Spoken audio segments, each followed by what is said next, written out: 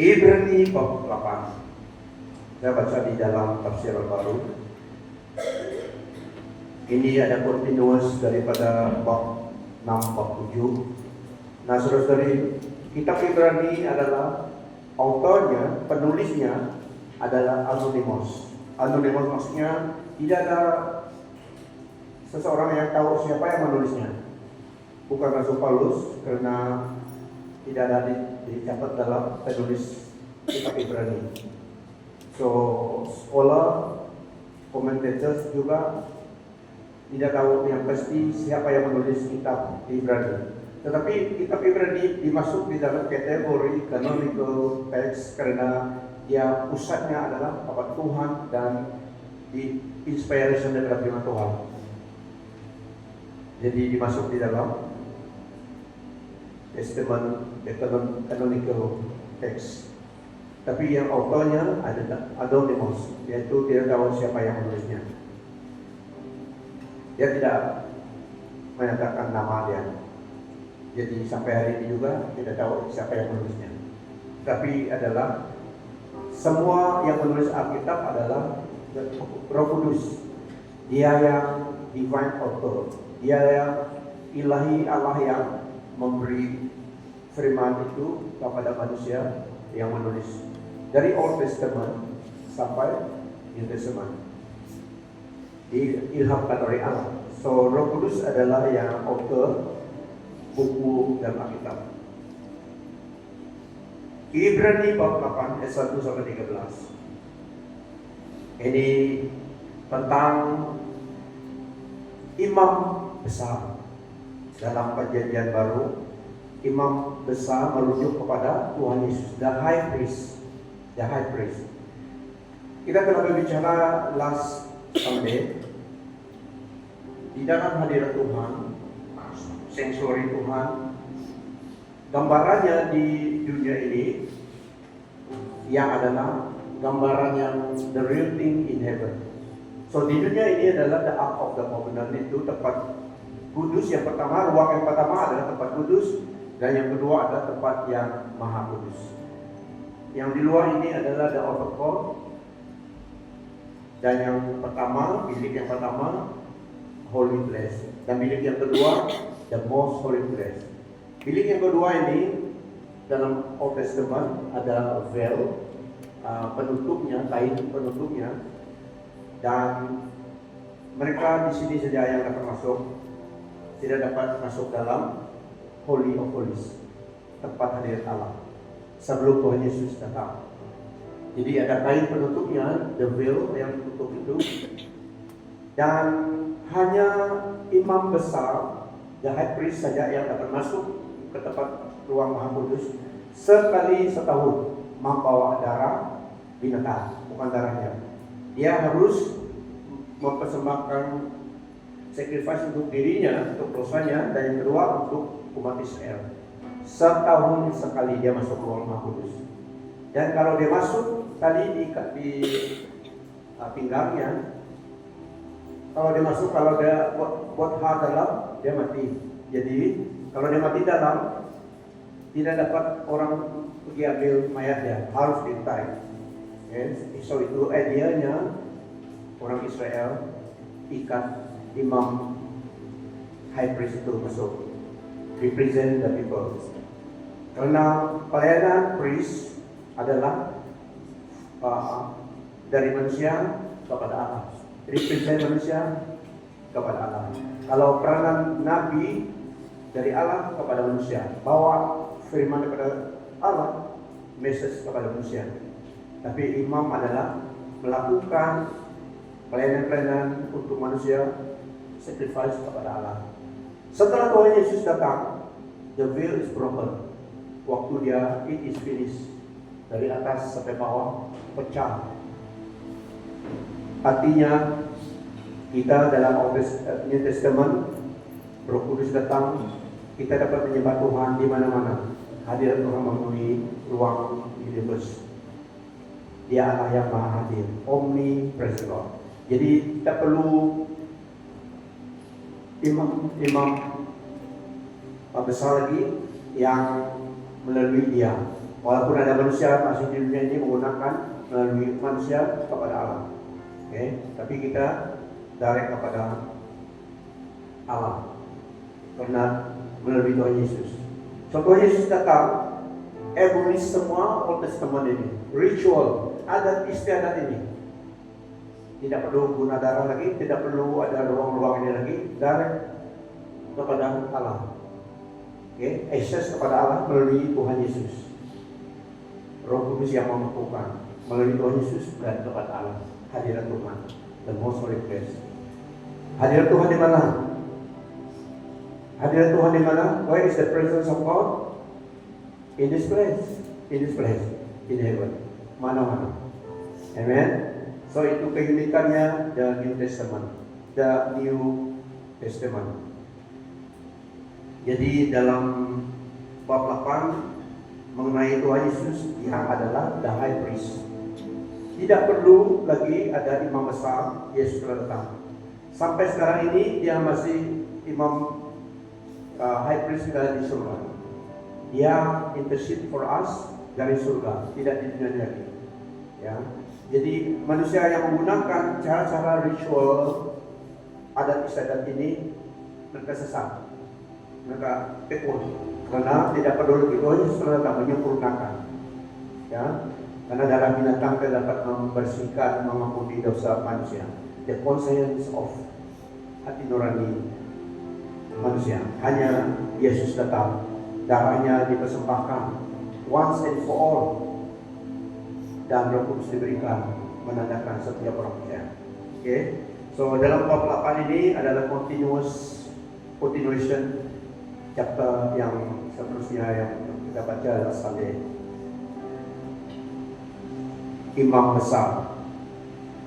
Inti segala yang kita bicarakan itu ialah kita mempunyai imam besar yang demikian, yang duduk di sebelah kanan takhta yang maha besar di surga, dan yang melayani ibadah di tempat kudus, yaitu di dalam kemah sejati yang didirikan oleh Tuhan dan bukan oleh manusia. Sebab setiap imam besar ditetapkan untuk mempersembahkan kurban dan persembahan, dan karena itu Yesus perlu mempunyai sesuatu untuk dipersembahkan. Sekiranya ia di bumi ini, ia sama sekali tidak akan menjadi imam, karena di sini telah ada orang-orang yang mempersembahkan persembahan menurut hukum Taurat. Pelayanan mereka adalah gambaran dan bayangan dan apa yang ada di surga, sama seperti yang diberitahukan kepada Musa ketika ia hendak mendirikan kemah. Ingatlah, demikian firman-Nya, bahwa engkau membuat semuanya itu menurut contoh yang telah ditunjukkan kepadamu di atas gunung itu. Tetapi sekarang ia telah mendapat suatu pelayanan yang jauh lebih agung, karena ia menjadi perantara dari perjanjian yang lebih mulia, yang didasarkan atas janji yang lebih tinggi. Ini tentang imam besar, yaitu Yesus Kristus. Sebab sekiranya perjanjian yang pertama itu tidak bercacat, tidak akan dicari lagi tempat untuk yang kedua. Sebab ia menegur mereka ketika ia berkata, sesungguhnya akan datang waktunya, demikianlah firman Tuhan, aku akan mengadakan perjanjian baru dengan kaum Israel dan dengan kaum Yehuda, bukan seperti perjanjian yang telah aku adakan dengan nenek moyang mereka pada waktu aku memegang tangan mereka untuk membawa mereka keluar dari tanah Mesir. Sebab mereka tidak setia kepada perjanjianku, dan aku menolak mereka. Demikian firman Tuhan. Maka inilah perjanjian yang kuadakan dengan kaum Israel sesudah waktu itu. Demikianlah firman Tuhan. Aku akan menaruh hukumku dalam akal budi mereka dan menuliskannya dalam hati mereka. Maka aku akan menjadi Allah mereka dan mereka akan menjadi umatku. Dan mereka tidak akan mengajar lagi sesama warganya atau sesama saudaranya dengan mengatakan, "Kenallah Tuhan, sebab mereka semua besar kecil akan mengenal aku. Sebab aku akan menaruh belas kasihan terhadap kesalahan mereka dan tidak lagi mengingat dosa-dosa mereka." Karena ia berkata-kata tentang perjanjian yang baru, ia menyatakan yang pertama sebagai perjanjian yang telah menjadi tua, obsolet, dan apa yang telah menjadi tua dan usang telah dekat kepada kemusnahan. So dalam Ibrani 8 ini menyatakan keunggulan, the superiority of the new covenant established by Jesus Christ, lebih daripada Old Testament. Karena Old Testament adalah Tuhan Allah juga yang memberinya, tapi kepada manusia yang tidak sempurna. Jadi itulah ada cacatnya, ada flaws-nya, karena mereka tidak menggenapi tuntutan sempurna, karena mereka manusia yang banyak kelemahan. So di sini menyatakan Yesus adalah imam besar dan menyatakan kuasa perubahan dalam perjanjian baru ini yang memampukan umat Allah menyenangkan Tuhan karena Roh Kudus diberikan. Dan perjanjian baru ditulis ke atas hati orang percaya, tidak di atas batu lagi, tapi the heart of man, dan ke dalam pikiran mereka, written on the believer's heart. Perjanjian baru ini didasari atas perjanjian ini di atas better promises, is founded on better promises.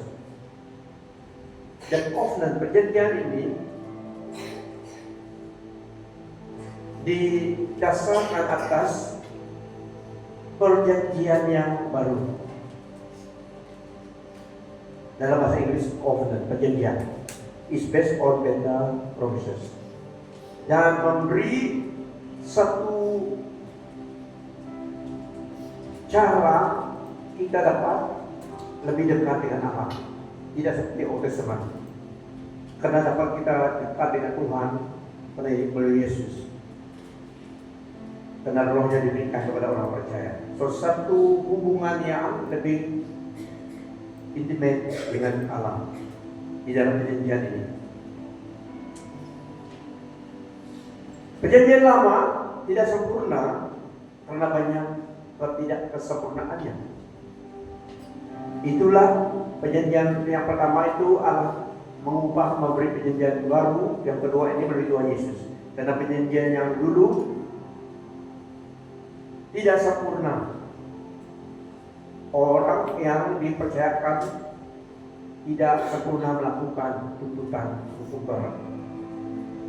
So Yesus adalah imam yang sempurna yang datang perantaraan dengan Allah dan manusia. Tiada perlu sesiapa lagi high priest, hanya Dia. Ayat 7, sebab sekiranya perjanjian yang pertama itu tidak bercacat, tidak akan dicari lagi tempat untuk yang kedua. So karena yang pertama itu ada cacatnya, Allah mencari yang baru lagi. Dan didasari atas better promises daripada yang Old Testament. Allah menulis Tauratnya, firman-Nya ke dalam pikiran dan hati manusia, orang percaya.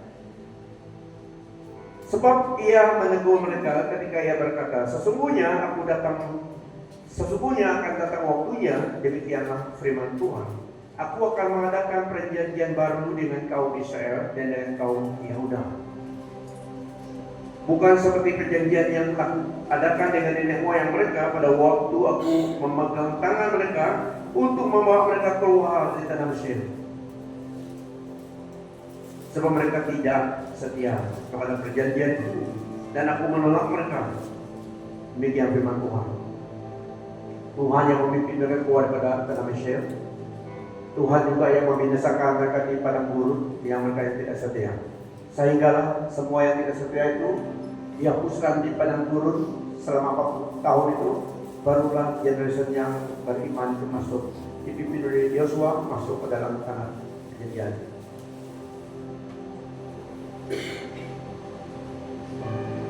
Unbelief, tidak setia, itulah yang menghalangi masuk. Jadi perjanjian yang pertama itu dirubah karena ada cacatnya. Ya, jadi Tuhan memberi perjanjian baru dan didasari atas janji yang lebih baik daripada yang pertama. For if that first covenant has been faultless, then should no place have been sought for a second.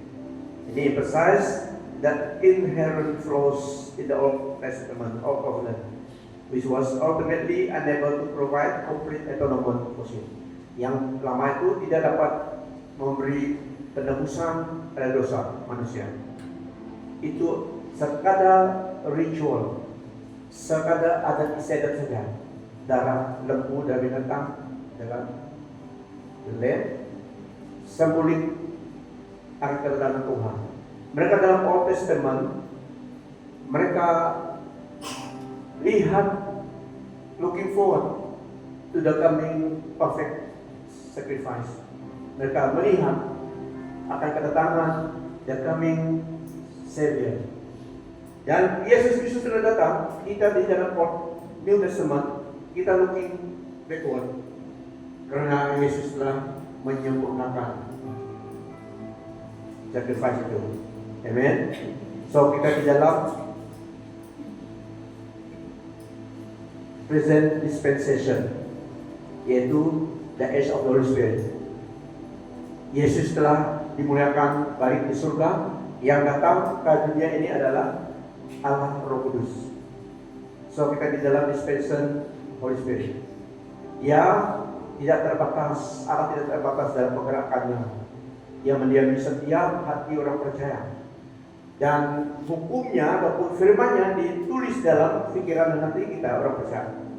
Semua kita mengenal dia, semua kita daripada kecil mengenal dia, daripada Sunday school mengenal dia. Apabila kita mengenal kebenaran, diajar. So Roh Kudus menolong dari kecil sampai yang dewasa mengenal Tuhan, karena firman-Nya telah lengkap dan sempurna diberikan. Ya, jadi kita hanya harus memahami firman Tuhan. Roh Kudus mengajar kita. So itulah firman Tuhan katakan, yang perjanjian baru ini lebih baik daripada yang Old Testament itu. So Yesus Kristus adalah imam yang besar perjanjian baru. Dia datang memberi darahnya, mencurahkan darahnya yang sempurna. Dia sendiri bawa darahnya to the high holy of holies. Karena di sini yang Old Testament, di sini semua itu adalah gambaran yang di surga. Jadi Yesus datang menyempurnakan korbannya. Dia naik bawa darah Allah, darahnya sendiri, letak di atas mezbah Holy of Holies di surga, di hadirat Allah. So dari dia, melalui dia, pengampunan diberikan kepada sesiapa di dunia ini. It is final already. Amen. Tak perlu melalui orang-orang.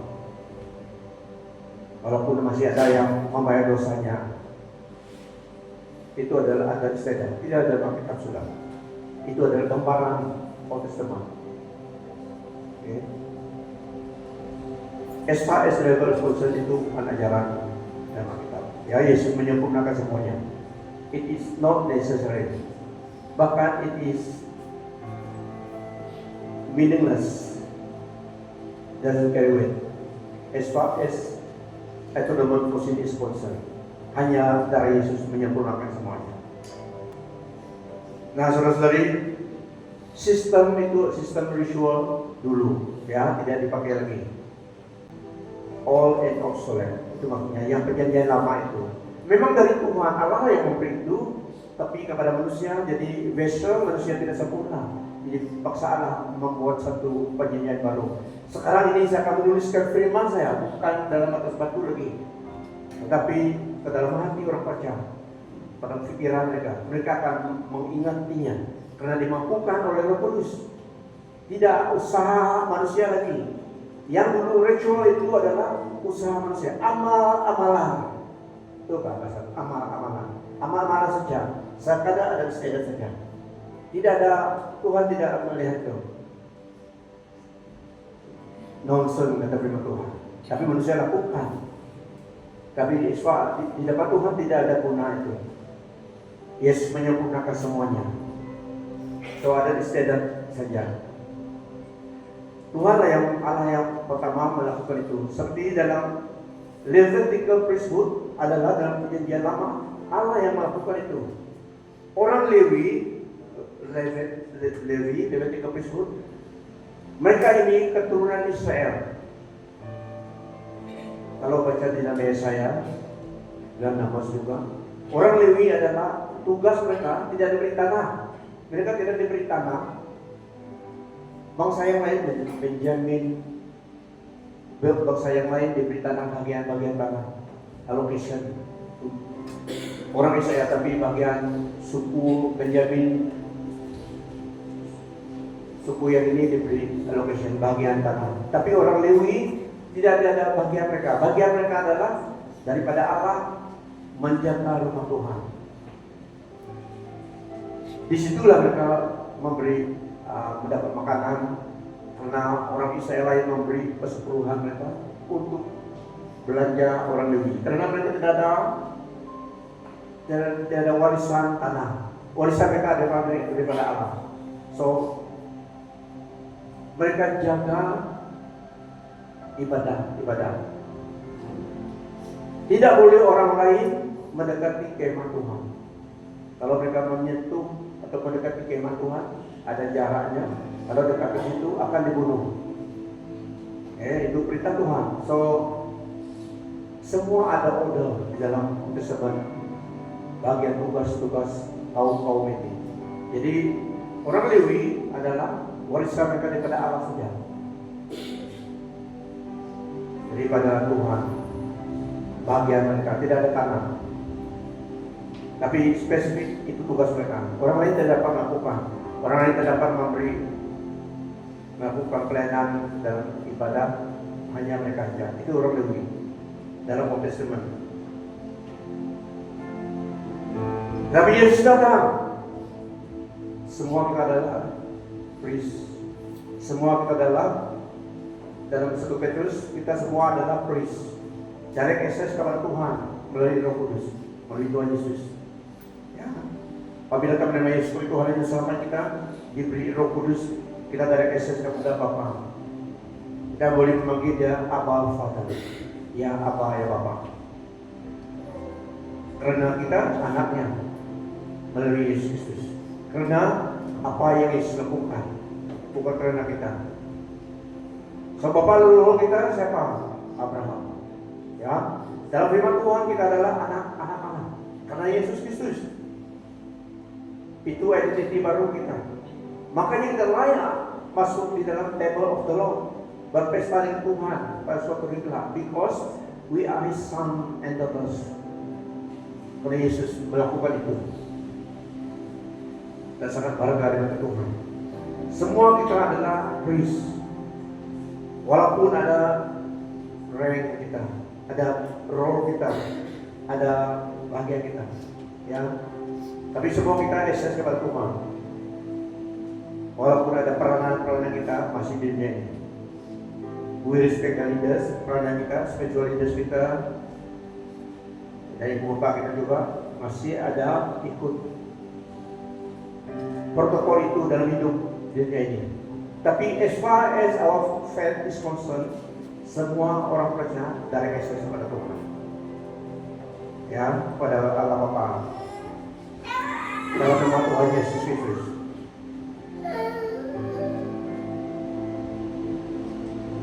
Nah, Tuhan Yesus datang, dialah imam besar itu. Ibrani 8 ayat 6. Tetapi sekarang ia telah mendapat suatu pelayanan yang jauh lebih agung, karena ia menjadi penantara dan perjanjian yang lebih mulia. yang didasarkan atas janji yang lebih tinggi. So Yesus datang, abolish semua yang Old Testament itu, dia introduce. Sekarang ini Yesus datang, firman Tuhan katakan dalam Yohanes, dia penuh dengan kasih karunia dan kebenaran, full of grace and truth. Dulu tidak ada grace. Jika ya berdosa mengikut hukum Taurat itu harus diimplement Taurat itu, lempar batu. So dulu tidak ada grace, tapi Yesus datang.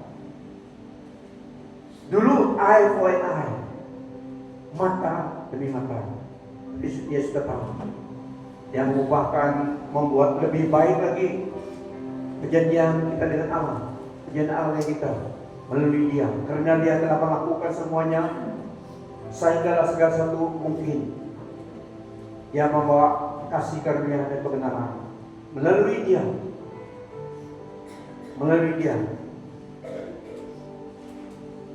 Jadi Dia menjadi kebenaran kita, Dia menjadi perantaraan dengan Allah. Dia menjadi perantaraan kita dapat berdamai dengan Allah melalui Tuhan Yesus Kristus. So itulah Yesus bawa perjanjian baru, janji yang di atas, janji yang lebih tinggi.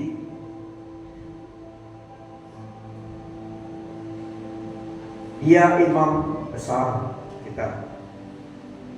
Saya baca daripada ayat 3 sampai 4. Sebab setiap imam besar ditetapkan untuk mempersembahkan korban.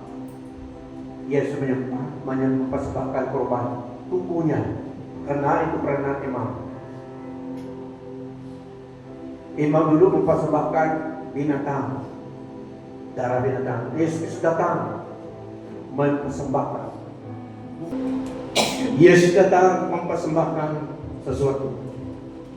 Sebagai imam, dia harus mempersembahkan sesuatu on behalf manusia. Kalau imam dulu mereka mempersembahkan untuk orang Israel persembahan untuk dirinya pertama dosanya, dan yang kedua untuk dosa kaum Israel. Yesus Kristus datang, dia mempersembahkan korban yang sempurna, yaitu hidupnya darah sendiri, dan itu sekali untuk selamanya. Dan bukan mempersembahkan saja di mezbah manusia, tetapi bawa ke tempat yang maha kudus, tempat Allah sendiri.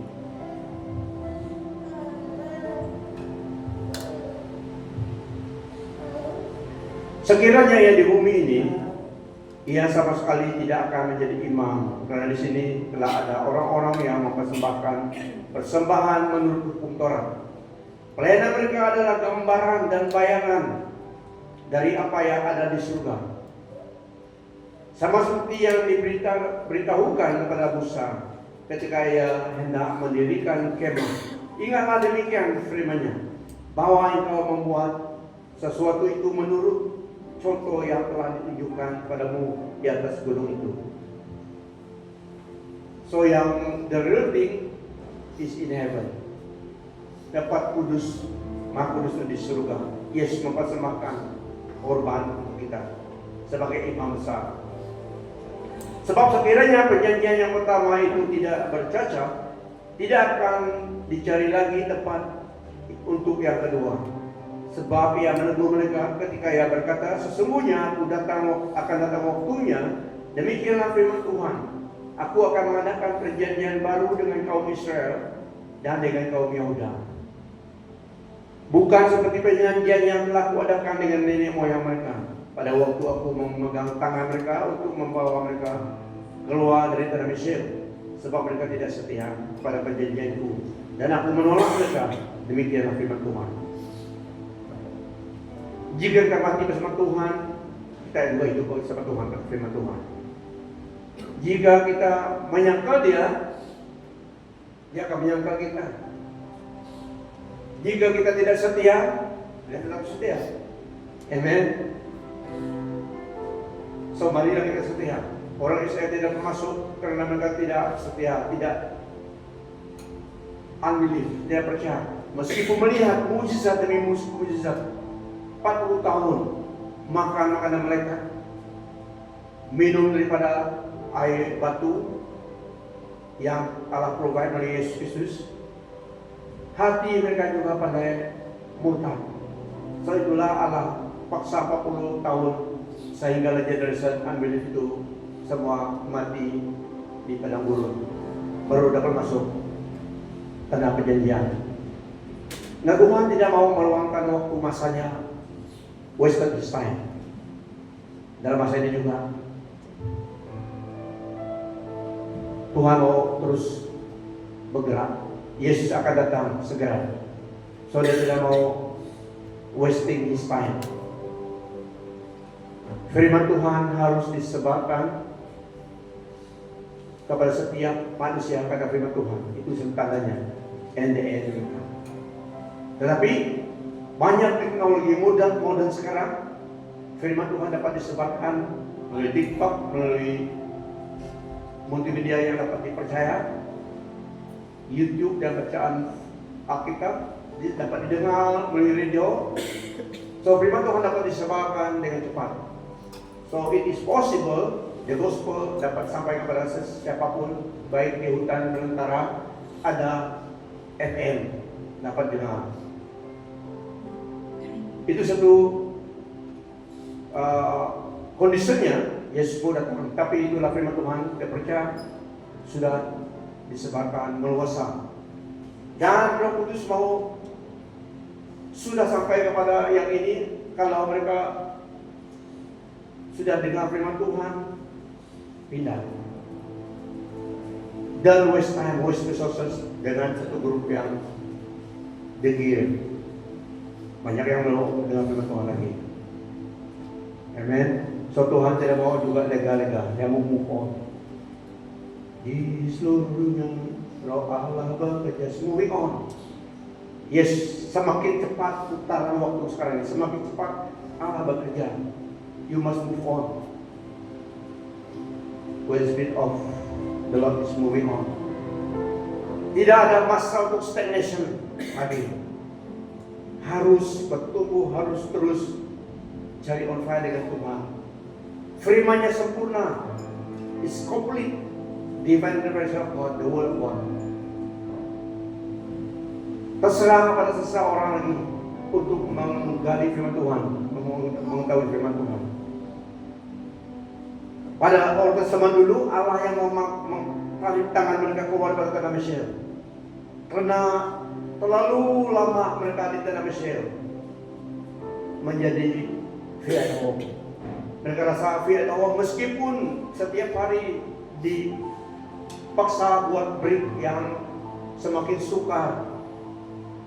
Setiap hari semakin saleh mereka Egyptian mendera orang Israel. Tapi sudah terlalu lama dan berada demikian, seakan ya sudah jadi biasa. Tuhan Allah utus Musa untuk bawa mereka keluar. Susah hati mereka keluar, sudah biasa. Meskipun dalam bentuk yang jahat demikian, hati manusia pasti mereka suka dirubah. Allah terpaksa tarik tangan mereka. Kamu, mereka keluar. Berapa mujizat alam. Tapi ada tahu memang hati Pero memang keras. Tetapi ada sign yang terakhir, plague yang terakhir, the firstborn son, semua mati, animal. Dalam firman Tuhan tadi, divine intervention daripada Tuhan membawa tangan mereka. Mereka tidak mau jalan, ditarik, sehingga berhasil keluar. Karena Allah tidak mau melekalkan terus masanya. Karena dalam profesi rencananya mau bawa mereka masuk ke tanah promised land, land of flowing milk and honey. Oke, itu juga sama kita sekarang ini. Berapa kali seseorang sudah mendengar firman Tuhan, kalau tidak respon, jangan buang waktu sangat dengan dia. Amen. Banyak lagi yang perlu dibekalkan dengan firman Tuhan.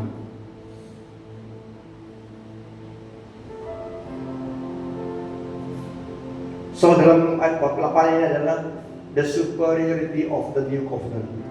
Keunggulan perjanjian baru Yesus adalah imam perjanjian baru ini. Dan firman Tuhan diberi dalam hati kita oleh Roh Kudus. Kita dapat mengenal dia daripada yang kecil kepada yang dewasa. Boleh mengenal Allah yang Maha Kudus itu melalui Yesus Kristus, dibantu oleh Roh Kudus. Semua kita, karena anak kecil harus didedah dengan kebenaran firman Tuhan. Firman Tuhan itu didedah, diberikan Roh Kudus akan campur tangan yang menolong pengertian itu. Karena jika bukan pekerjaan Roh Kudus, seseorang itu tidak dapat mengerti firman Tuhan. Karena the natural man cannot understand. The natural man cannot comprehend the things of God. Hanya dibantu oleh Roh Allah sendiri dapat kita mengerti rencana Allah dan firman-Nya. Itulah menjadi orang Kristen, adalah menjadi orang Kristen yang mengenal Tuhan, yang diberi Roh Kudusnya. Bukan nama Kristen itu yang berarti, tetapi the substance dalam hidup orang itu dirubah oleh Tuhan. Ada transformative power of the gospel, mengubahkan kehidupan orang itu menjadi manusia baru.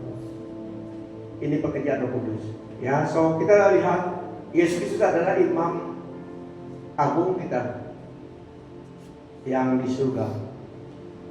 Dia masih intercede untuk kita. Kita fail di sini, kita berdosa di sini, datang pada Allah melalui dia intercede. Itu pelayanan imam. Okay? Imam adalah mewakili kita kepada Allah. So kita datang kepada Tuhan, ampuni Tuhan, kita telah berdosa. Saya marah itu tendang kepala anjing itu. Jelas saya. Contohnya. Jadi kita berdosa dan nanti kita termasuk marah. Kita datang kepada Tuhan. Sincerely. Dalam 1 Yohanes 1:9 katakan, if we confess our sin, He is faithful, forgive us. Sebelum Tuhan Yesus katakan, ada Bapa, ini protokol di alam rohani. My blood has paid for the sin. Jadi waktu kita di dunia ini, apa yang pernah kita harus memeluk atau embrace perjanjian baru yang Yesus berikan kepada kita. Ikut semua tuntutan dalam perjanjian baru yang daripada Tuhan. Karena perjanjian baru ini lebih daripada perjanjian lama kita dengan Tuhan. Dan dalam perjanjian baru ini kita diberi Roh Kudus sehingga kita dapat mengenal Allah. Kita dapat akses kepada Tuhan, kepada takhta kasih karunia-Nya bila-bila saja melalui Yesus Kristus dan dimampu oleh Roh Kudus. So ini bagian Ibrani 8. Mari kita berdiri. Ya, bagian 8 ini highlight Tuhan Yesus adalah imam besar kita, imam agung kita.